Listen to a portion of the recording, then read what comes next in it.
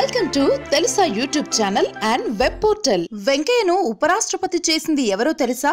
ఆ ముగ్గురే. మొన్నటి వరకు కేంద్ర మంత్రిగా ఉండి చక్రం తిప్పిన వెంకయ్య నాయుడు ఇప్పుడు ఎన్డీఏ వైస్ ప్రెసిడెంట్ అభ్యర్థిగా నామినేషన్ వేశారు. వెంకయ్య లాంటి మంచి నాయకుడు తమ పార్టీలో లేరనుకున్న బీజేపీ అధిష్టానం రెండో అత్యున్నత పదవిని ఆయనకే కట్టబెట్టింది. వెంకయ్యకు ఇష్టం లేకపోయినా వైస్ ప్రెసిడెంట్ అభ్యర్థిగా ప్రకటించి ఆయన పవర్ పాలిటిక్స్ కి అడ్డుకట్ట వేసింది. ఇదంతా మనకు తెలిసిన సంగతి. మనకు తెలియని సంగతి ఏంటంటే అసలు బీజేపీ అధిష్టానానికి వెంకయ్యను ఉపరాష్ట్రపతి చేయాలనే ఐడియా రాలేదు. ఆ ఐడియాను బీజేపీకి ఇచ్చింది మన తెలుగు నేతలే. వాళ్ళు మరెవరో కాదు, కేటీఆర్, జగన్, లోకేష్. ఈ ముగ్గురు చెప్పడం వల్లే వెంకయ్యకు వైస్ ప్రెసిడెంట్ ఇచ్చారట. ఇప్పుడు సోషల్ మీడియాలో ఇదే న్యూస్ బాగా తిరుగుతోంది. దానికి సంబంధించిన ఇమేజ్లు కూడా వాట్సాప్ లో చక్కర్లు కొడుతున్నాయి. జగన్ ఐటెం సాక్షిలో, లోకేష్ ఐటెం ఆంధ్రజ్యోతిలో, కేటీఆర్ ఐటెం నవ తెలంగాణ పేపర్ లో వచ్చాయి. అయితే ఇవన్నీ ఫేక్ ఐటెంలే. ఎవరో ఆకతాయిలు ఇలా సృష్టించి సర్క్యులేట్ చేస్తున్నారు. అయితే వారి పేపర్లలో వేసేసరికి అందరూ నిజం అనుకున్నారు. అది మ్యాటర్. Thanks for watching. ఈ వీడియో మీకు నచ్చినట్లయితే